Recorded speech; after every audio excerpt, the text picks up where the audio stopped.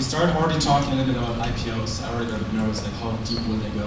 But I think there's enough to cover still, and we want to start like year before the operation, the day itself, and then also the months after the IPO.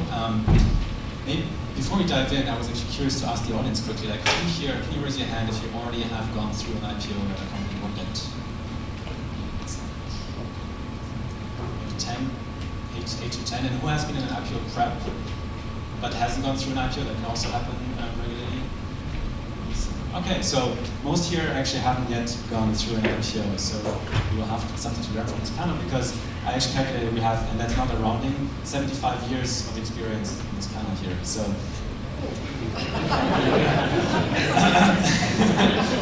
depends on how we look at it. But quickly introducing our panel then. So Rand, to my left here, Chief People Officer at Quantex, an AI business intelligence platform with over 800 employees. So scale up, quite sizable, over 30 years of experience, and most notably also before worked at Supla, and that was an interesting journey because it was, I think, he joined 6 months before before the IPO, went through the process, the listing, then afterwards, how many acquisitions? 9. 9 acquisitions, like acquiring companies, and then a delisting of the same company. So a lot of the whole journey there. Next up, Susanna. She is legal director at Tapestry Compliance, a boutique consultancy firm for equity. So really specializing in that topic. 27 years of experience as a lawyer. Worked before at Ernst & Young and other high-profile firms. Also on the topic of advising companies on the share plans. So a ton of experience there as well. And finally, Peter, until recently head of Group Total Reward at Telia, a Swedish telecommunications company with 19,000 employees, so very sizable. Before that, at a company that prepared for an IPO and then did a merger actually, so kind of a pivot during the IPO process.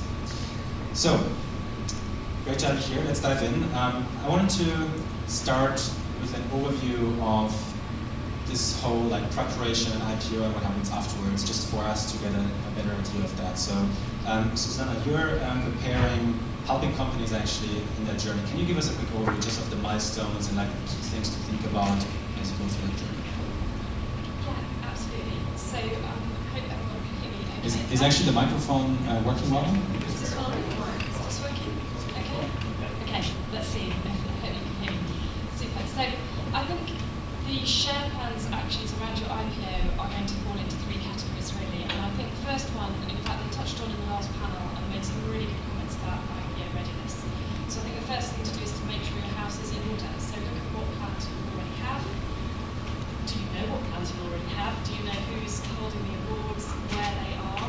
And are those plans going to do what you want them to do with the IPO? So does your IPO trigger vesting to what extent, or does it trigger options becoming exercisable? So really make sure that you're absolutely on top of the data. That is really the first step.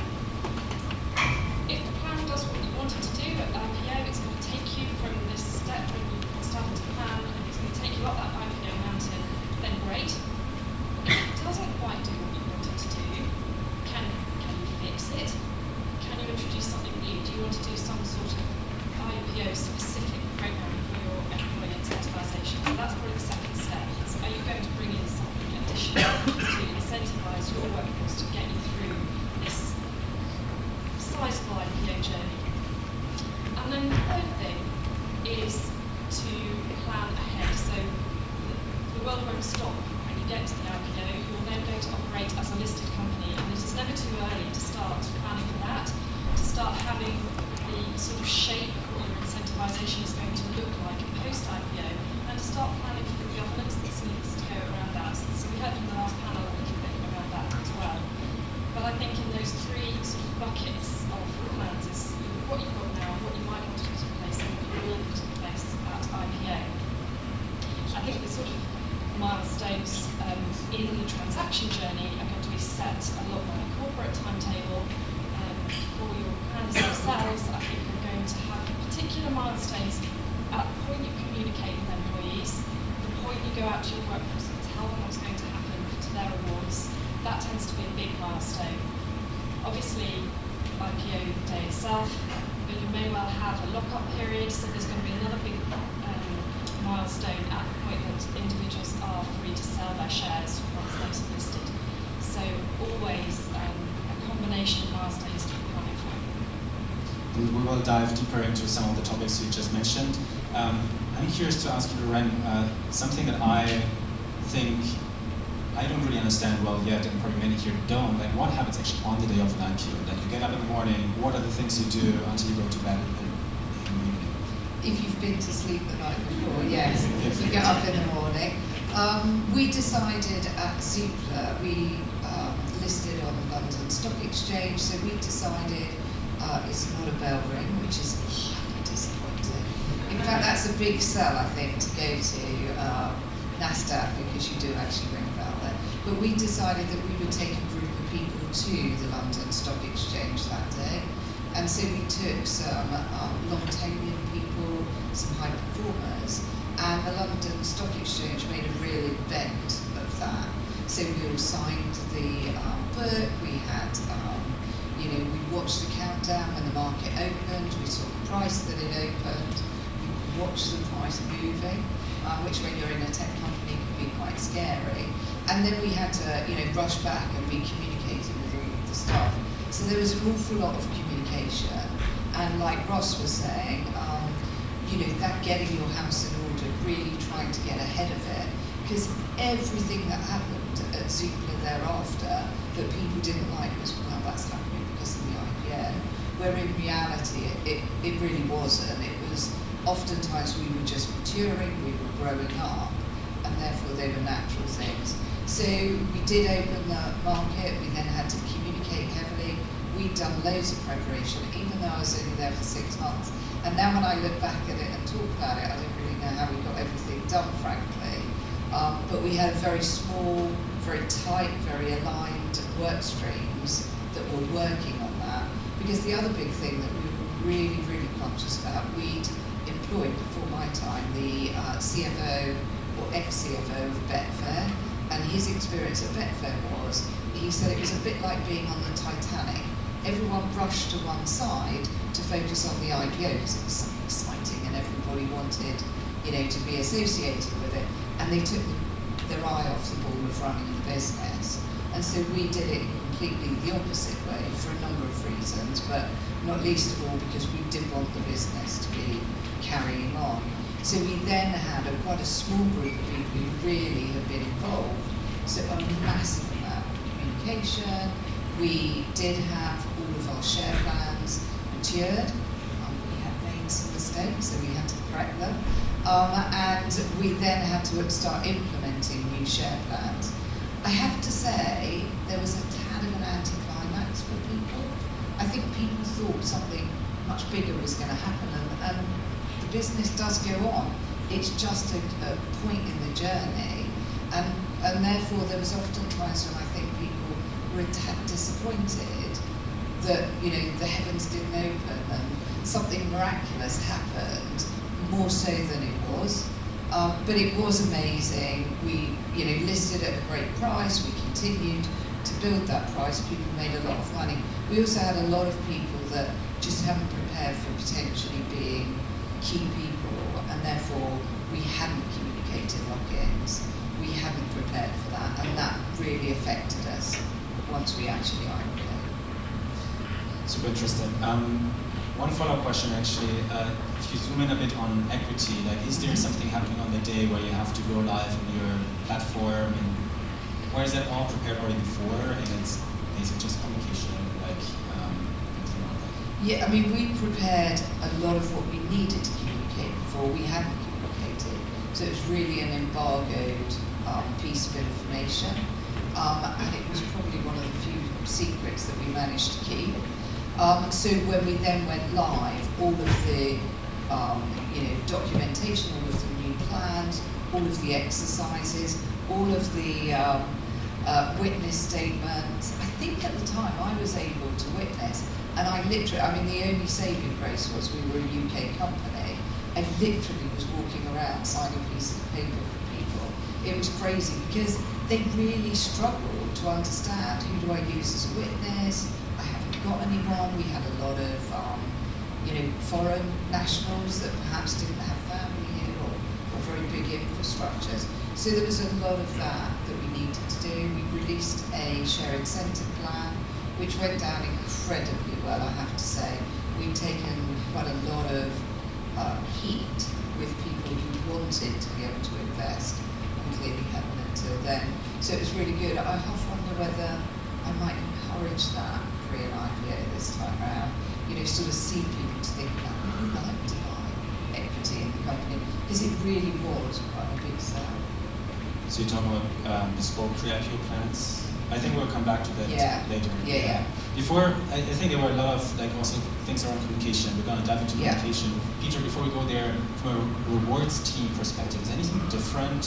What is your role in that whole process as a rewards team, or is it the legal function that most manages that? No, but I agree with most of everything that has been said. What I've been exposed to also is that when you have international companies, you have different type of schemes due to tax efficiency and so forth, and also regulations, compliance, etc. Which also means that you will have some schemes that potentially pays off better than other schemes across jurisdictions, and that is of course a big challenge to tackle that really needs to be handled in a delicate way pre-IPO, so you don't end up with winners and losers on that day one when seeing the share price and its development. Then let's talk about communication. Winners and losers was something we also talked about in the prep call before. So I think, Ryan, you said there are winners and not so winners. How do you manage, and I would like all of you to speak to that question, how do you manage the team's expectations around what they will get out of this event? Yeah, I think that's really difficult. I'm not sure that we managed it as well as we could have done, because we had a lot of early stage people, like do in the company I'm in at the moment, who were on a very low strike price. So de facto, they therefore made so much more, they were granted more. I think one of the challenges about equity for all is we just didn't have, or we don't have now, the equity to be able to give it to everybody. So we're sort of backed into a corner whether we like it or not.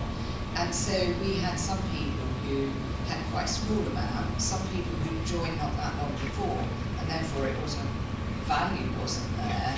And so we had some real challenges around how do you manage that, because there were some people who were literally popping champagne corks in the office, and other people go, oh, it's barely made any difference.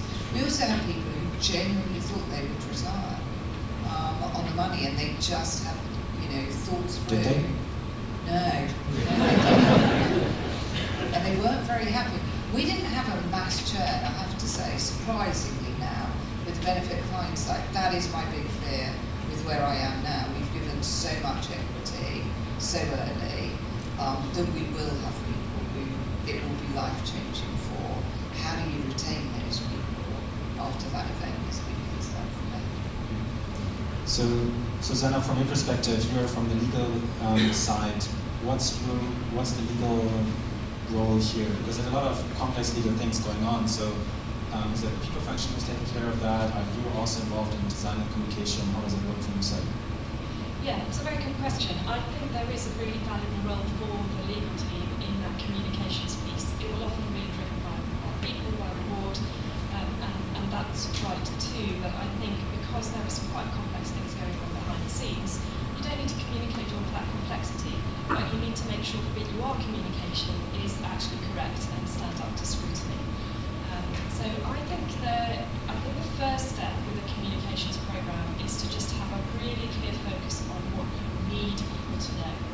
They don't need to know everything about what's going on, but they do need to know certain, they'll want to know basically what they're going to get, when they're going to get it, and what they have to do to get it, what does it depend upon. So those are really the things that you need to make sure you can get across really clearly. And then you'll have some people who are happy with that, and you'll have some people who want to know much more, and so you need to make that much more information available to them too, to save yourselves and the company time in the long run with all the questions that will otherwise be asked. I think get that sort of framework in place to build your communications around, and then overlay the exciting bit. So that's the kind of what and how, but then the why. So why are we going here? Why have you got this incentive? And why are you now able to derive some value from it potentially. And then ultimately, when you deliver that communication program, you are delivering the information, but you've made it exciting and meaningful, and that's what's going to get the most out of your plans, I think. And maybe one addition to that, I mean, especially in the early stages, I think many employees, they just trust their employer. So they say, okay, you will get these type of equity instruments, warrants instrument, ESOPs, CSOPs, BSPC funds, and so on. And they just, yeah, we trust it, we have good cases, I'm from Sweden, we have Spotify as sort of the living will, how rich you can become if you jump onto the train in a very early stage. And many graduate engineers, they just, okay, great, I will be the next millionaire due to the development of Spotify. And I think the IPO, it is extremely important to clarify all the details of all the schemes that they are in, because they have just signed some papers, maybe made some minor investments, and then they trust and hope that everything will work perfectly well, because they've seen those cases in magazines and across their friends and so on. So really, HR really needs to work together with legal to get everything in perfect, good order, but also to really provide the right message and not just a speculated message. And I think there is a big risk for rumors out there across the engineers and so on. So really be precise. This is what applies to this plan, this is what applies to that plan. Since this plan has these mechanics, this is what will happen here, and so on. So be very, very precise to employees. Maybe a very operational question, but how do you communicate? Do you do all hands? Do you do written documentation? Like, what is the best? What have you found works best actually? So, do you want to start, maybe? I think it is really dependent on the company. I think whatever works best depends on how well you know your workforce. You know, if you've got people sitting at desks, it's really different from if you've got people on the factory floor in terms of communicating. Very often a mixture of mediums is going to work because people are all different and they receive information in different ways. So if you can find the right balance of whether it's emails, whether it's posters, whether it's one-to-one meetings, but I think the personal touch can often make a big difference. So if you can get some face-to-face time with people, and if you can get some messages from senior people that sort of buy in to the benefits of the scheme, that helps as well. I would also say it depends who you're connecting with. So if they're local, then you have a different, I have people in APAC, so it's a very different communication. I would also segment. So I've got EMI holders, I've equally got people who don't have that benefit. I would be telling the latter group what the former group are going to get as an example. Not because I want to hide anything, but I don't want to rub their nose in it or make confusion. So we were really, really clear, and I think it's the point that you're making. We were very clear who's communicating with you. So we're not saying you can't talk and we can't stop you from talking, but please be really careful, because everybody's situation will be different depending on the scheme you're in, depending on the country you live in. There's a host of different things.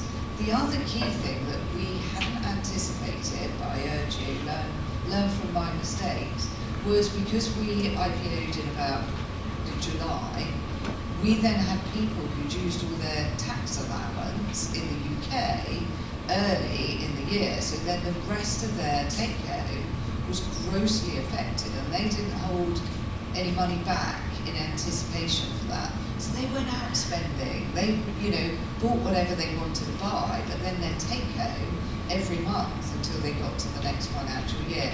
And even after that, then the government, believed that they were going to have that same big windfall, and then their tax went up. And we had a lot of time where we were still trying to help them through the tax situation. And is that about timing the IPO, or is it about communicating better how to? You don't time the IPO based on people's tax, I wouldn't advise. That's down to the market, and that's what they want as well, and all your shareholders do. But I do think it's a part of the communication, and I think you make a very valid point, Susanna. You have to stage that communication. So almost in a way, you're communicating what I'm going to tell you, when I'm going to tell you, and the reason I'm telling you in the future is you don't need to know that today, but you will need to know it, and this is when you'll be told it. The other thing is, at Zoopla, we didn't have some of the technology, I mean, partly because of the timing, but partly just because we weren't that mature. So we've got intranets now, you know, we can video things, we've got a lot of different mediums that we just didn't have. So I equally agree, it's not one size, you know, one size really fits no one. It's about the variety that you can offer, and people can come back to it then and re-listen and reread and re-understand. Thank you.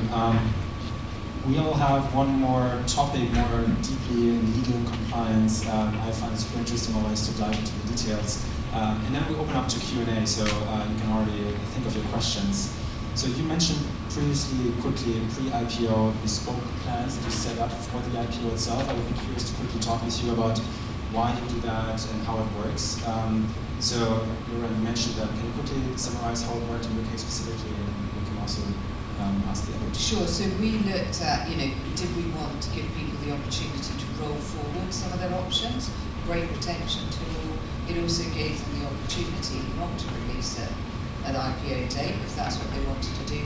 So we had worked with advisors, and I don't think there's any one person who's in control. I think use as many avenues as you've got available. We didn't have a reward team in Zoopla, but if we had, I would have worked with them. We work with legal, we work with finance, we work with external providers as well. So we really started to understand what our schemes were going to look like, and we had them already planned. We had the communications, we had the rules, we had the fact sheets, you know, everything we needed, we had pre-prepared. And we did set up, as I say, the share incentive plan, which changed, and we knew it would change. We set it up as a retention to start off with, and then after that we made it sort of a monthly rolling, annualised process. So you had to be in for a year on a rolling basis to realise the matching shares. So if you left, you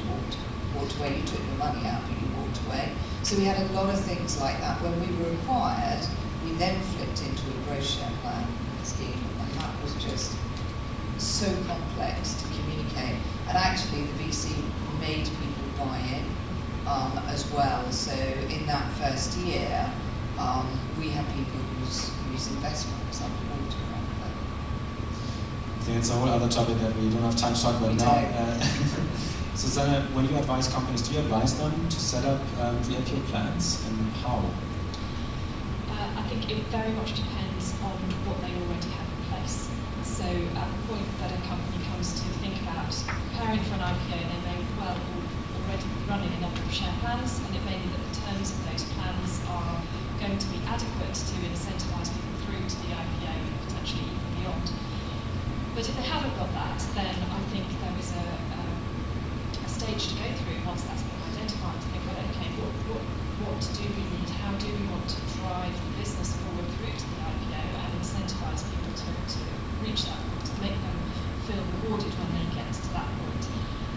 And there are so many different ways you can do that, and depending on the type of company, the size, the maturity of the business at that point, all those things will probably influence the plan design.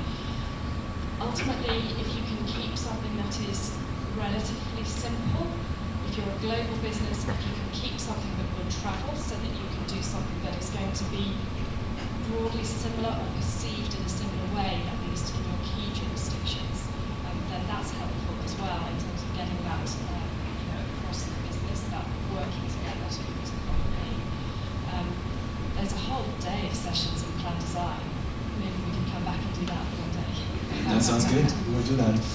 Peter, switching to quickly another topic, which is lockup periods. I'd be curious if you have experience with, I think you said you have experience with lockup periods, or I think everyone has, but specifically talked about them. Like, how do you think about them? Like, should as many people as possible be in them, as little as possible? How do you design lockup periods? Yeah, so I was part of a company. We prepared for an IPO. It was in debt collection. It was called Lindorf with 4,000 employees. And then it turned out that we were instead cashless acquired by our main competitor, according to Justitia, so we formed Intrum. And at that period, we were owned by Nordic Capital, So we have quite aggressive incentive plans for our top management. And then what I noted there was that we had some lock-up periods for when it was converted into new shares and so on. But honestly, I'm not sure if lock-up periods is good for the greater groups, the larger groups of employees. I don't think so. Personally, I think it is mainly for C-suites and then of course for board and so on, and maybe founders, but I'm not convinced that lock-up periods is something to be used broadly. Because I mean, some argue retention of course and so on, but I'm not sure if that is using the stick instead of the carrot. I think you should instead focus on, okay, what new plans can we launch? How can we bridge the existing schemes with some new schemes? Maybe with some, if we use cliff vesting normally, maybe we should then have gradual vesting instead, and more extensive schemes to sort of bridge the fact that these people invested in the previous company, and now what we all aimed for has happened, and that we want those people to feel that they want to stay in the company, not that they are forced to stay in the company due to a lock-up period. Yeah. Then for C-suite, maybe it's a different story, because I mean, then you will have all the insider reportings and so on, and of course it doesn't look good if the C-suite sold all their equity day one or something like that. So maybe you need to have other mechanisms for C-suite, some lock-up. Yeah, makes sense. Would you agree with Peter on that? Yeah, so we didn't offer, or we didn't impose it on everybody, and I agree with you, I wouldn't. And when I've done acquisitions that have had lock-in periods, be really super careful about them as well, because if they're too long, you retain them for the wrong reasons, and in actual fact, some of those you want to go. So I think you've got to be really clear. You know, now we're way ahead of the time getting our house in order. We're doing succession and talent planning way before we need to, and I think that's important because I think everyone's, you know, super important when you start doing these things. And you have got to differentiate, and you've got to have those really, really, really key people who are going to be game changers, and they are going to affect your equity, and they are going to affect the value of your business. Because that's why you're doing it. You're not doing it just to be awkward. So I would say be really targeted. Makes sense. I think we could go on for a long time, but I also, looking at the time, I think we have to move on slowly. Please, questions. So we still have how much time?